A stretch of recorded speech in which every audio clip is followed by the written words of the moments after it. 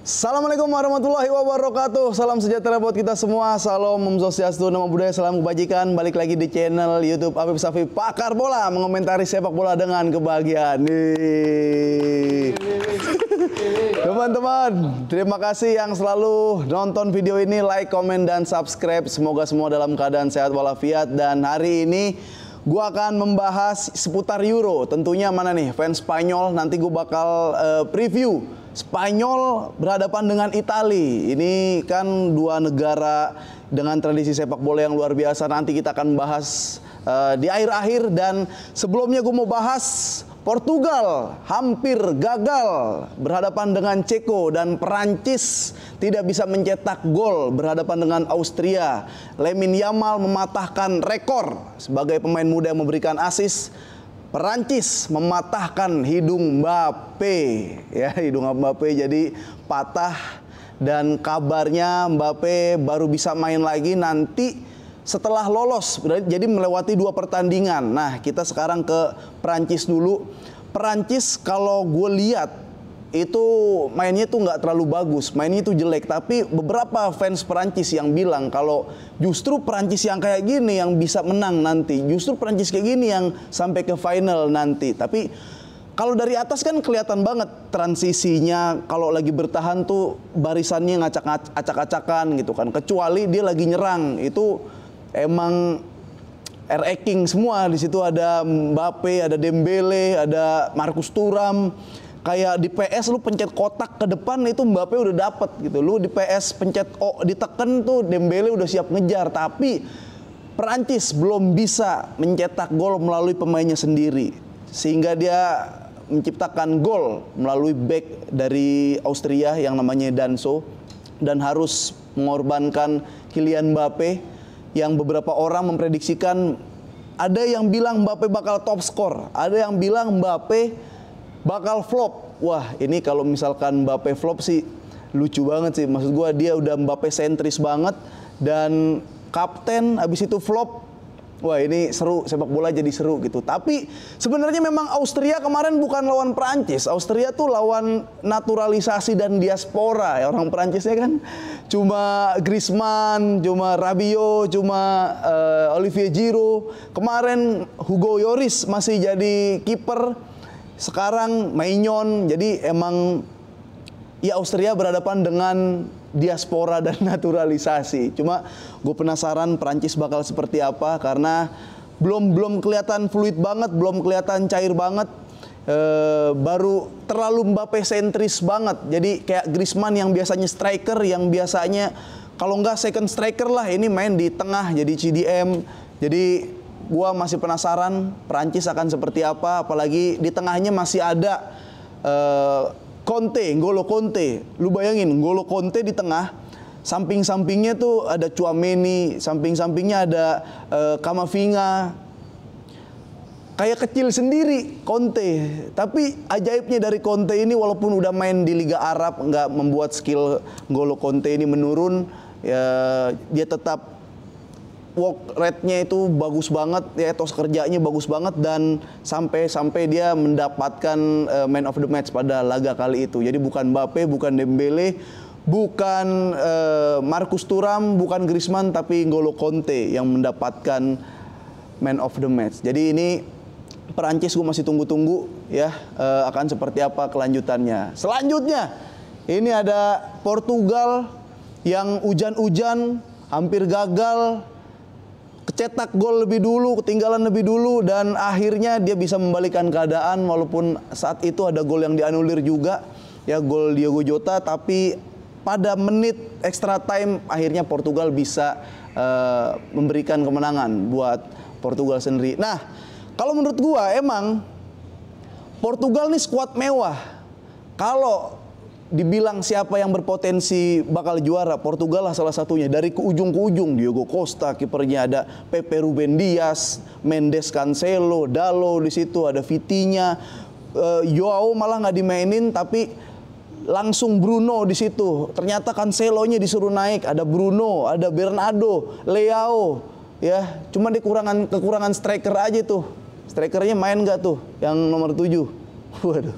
Tapi Gua kalau jadi Ronaldo ngelihat skuad kayak gitu emang mending main gitu karena potensi juaranya gede. Gua nggak tahu apa yang terjadi kalau misalkan skuad Portugal bukan skuad yang sekarang nih, selevel 2 level di bawah sekarang. Gua ngerasa kayak Ronaldo nggak bakal main. Ini harusnya nih Portugal sebenarnya bukan cuma juara Euro tahun ini. Kalau mau tuh World Cup kemarin tuh emang kalau ada GOAT aslinya di situ emang harusnya juara dengan skuad yang seperti ini. Cuma ya inilah emang nggak mampu ternyata Portugal menjuarai Piala Dunia. Dan kalau emang juara Euro ya emang kelas Portugal ya di Euro aja. Tapi secara permainan juga kayak masih pada sering tabrakan gitu loh. Bruno sering tabrakan sama Bernardo, saling turun bareng tapi dempet, mainnya bingung mau passing ke siapa.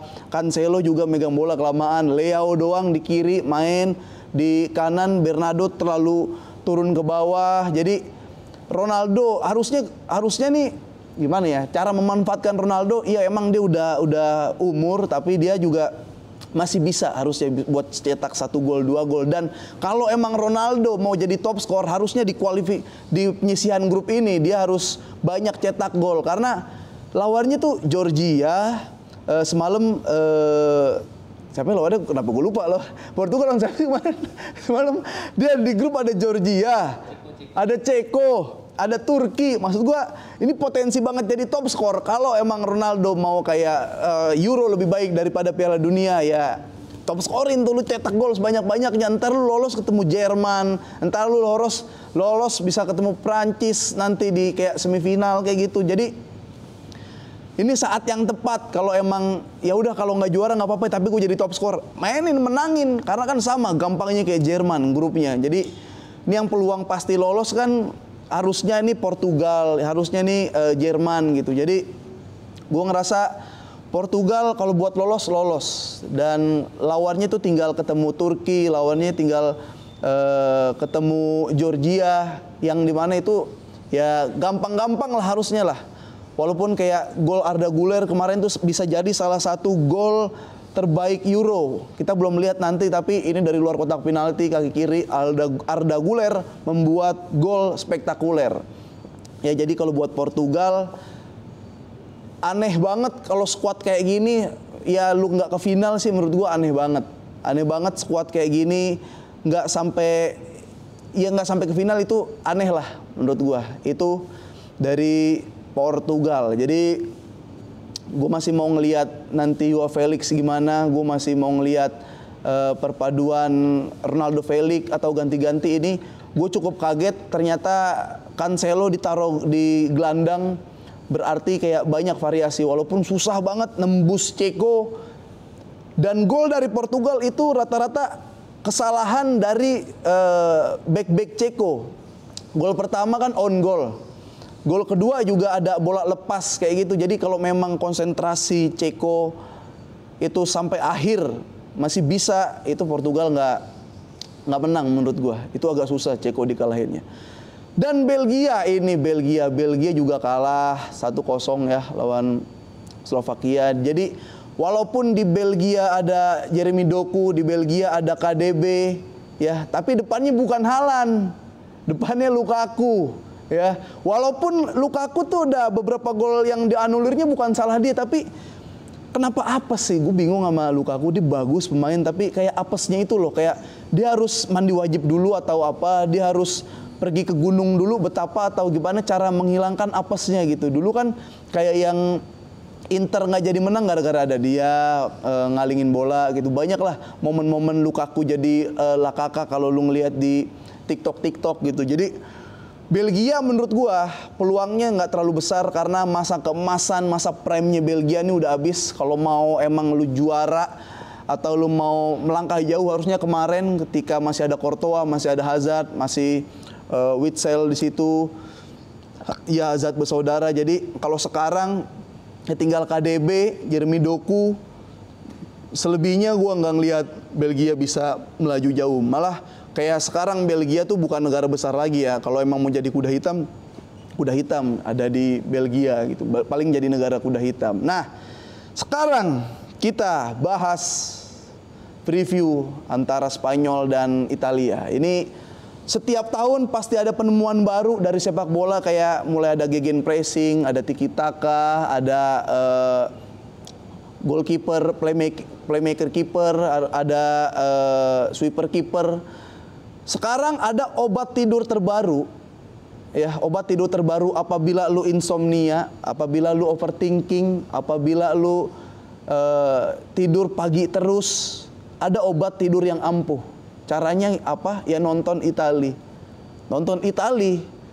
Ketika lu lagi overthinking, ketika lu lagi insomnia dan lu menonton Itali, niscaya tidurmu akan menjadi nyenyak. Niscaya ya rasa di badan lu yang tadinya seger langsung ngantuk nonton Itali. Tapi ngantuknya Itali sekarang beda. Ngantuknya Itali kayak dulu kan yang ya udah ada Catenaccio, lu main di belakang terus, lu main nunggu terus counter attack. Ya Italinya Spalletti sekarang sebenarnya nyerang, cuma ya gimana nyerangnya, lu lawan kemarin abis kebobolan duluan, terus lawan Albania, terus cetak 1 gol, cetak 2-1, kayak udah selesai tugas. Terus main jadi nyerang enggak, bertahan enggak, emang nyuruh tidur. Jadi Itali itu dia tuh cinta banget sama orang-orang Indonesia, sama jam-jam Asia. Jadi ketika lu nonton Itali pagi-pagi jam 2, ya dia tahu nih, pelatihnya tahu kayak, oh ini orang Indonesia harus tidur biar besoknya kerja, staminanya bagus, kondisi fit. Jadi kita mainnya dibosenin mainnya emang sama Italinya sendiri.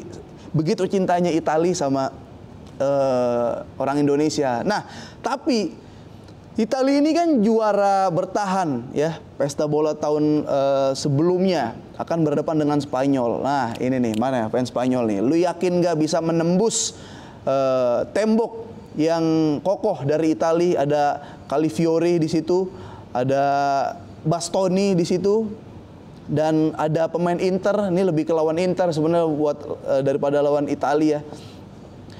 Apa yang terjadi nanti ketika Italia berhadapan dengan Spanyol? Kalau Spanyol kondisinya, gue udah sering bilang bahwa Pedri ini pemain yang istimewa, secara bakat di atas Bellingham. Tapi kenapa Pedri tertutup dengan Bellingham? Karena stamina Bellingham itu luar biasa, endurance-nya kuat banget. Ya, di 90 menit masih bisa lari sono sini. Tapi gimana caranya memanfaatkan potensial yang dimiliki oleh Pedri? Ya caranya Spanyol punya. Dia ada Rodri sekarang. Ya, jadi ketika Pedri ada di lapangan, lu harus manfaatin. Kalau bisa buat gol, kalau bisa buat peluang. Jangan sampai Pedri ada di lapangan tapi 70 menit belum bisa menghasilkan apapun. Ya dia mangap, baterainya lowbat, LCD-nya kena lagi Pedri. Jadi Spanyol punya cara itu. Gimana caranya? Dia taruh di situ ada Rodri. Di belakangnya Rodri, sampingnya Fabian Ruiz. Ya gue nggak tahu, tiba-tiba Fabian Ruiz ya dia buangan dari La Liga main ke Napoli, buangan dari Napoli main ke Paris. Ya kemarin sih memang nggak bisa jadiin patokan, tapi gue masih menantikan Fabian Ruiz yang duet dengan Pedri, dan di belakangnya itu ada Rodri. Seperti apa berhadapan dengan lini tengah Italia? Kenapa Spanyol kayak bisa menang 3 gol lawan Kroasia? Dia bisa memanfaatkan Lamine Yamal. Spanyol yang sekarang, Spanyol bukan Spanyol yang kayak memaksakan ball position, ya ada end produknya itu gol. Enggak, kalau emang musuh mau megang bola kasih. Kalau saatnya bertahan, bertahan. Spanyol bisa memanfaatkan Lamine Yamal. Ya, gimana caranya memanfaatkan Lamine Yamal? Taruh Carvajal. Carvajal di belakangnya, ya dia attack bagus, dia defense juga bagus. Kalau di Liga Inggris, ya dibilang kayak attack-nya ini harusnya TAA. Kalau defense itu Wan-Bissaka. Tapi itu kalau disatuin jadi Carvajal. Bahkan Carvajal bisa cetak gol. Jadi tugas Lamine Yamal nggak terlalu berat. Ya, ketika di Barcelona dia cuma main wide dari pojok. Tapi itu karena ada Konde di belakang, bukan fullback yang overlap. Tapi Spanyol sekarang Carvajal bisa apa sih istilahnya tuh lagi serius-seriusan coming from behind. Ya dia bisa lari ya dari belakang. Ketika Carvajal lari dari belakang, maka Lamine Yamal bisa maju atau intercept atau inverted ke tengah. Disitulah Lamine Yamal bisa mengeksplor dirinya. Nah, yang seru adalah Lamine Yamal nanti bakal ketemu Di Marco, Pedri bakal ketemu Barella, ya, Califori bakal ketemu Morata, Scamacca bakal ketemu Laporte, di situ bakal ketemu back-back dari Spanyol, dan harusnya ini bisa dijadiin patokan kayak Spanyol yang asli tuh gimana sih lawan Kroasia. Mungkin Kroasia kaget, mungkin Kroasia emang udah nggak prime lagi, tapi lawan Itali, sejelek-jeleknya main Itali tetap nggak bisa diremehkan. Tapi kalau disuruh prediksi, gue udah bilang Spanyol menang 3-1. Nah, gimana dengan kalian ya? Spanyol berhadapan dengan Itali. Kalau Jerman kayak udah pasti lolos nanti di grup ya. Ada beberapa negara yang dari kualitas materi itu udah kayaknya bakal lolos. Jadi silakan diprediksikan siapa yang cetak gol Spanyol dan Itali dan prediksinya berapa-berapa. Oke?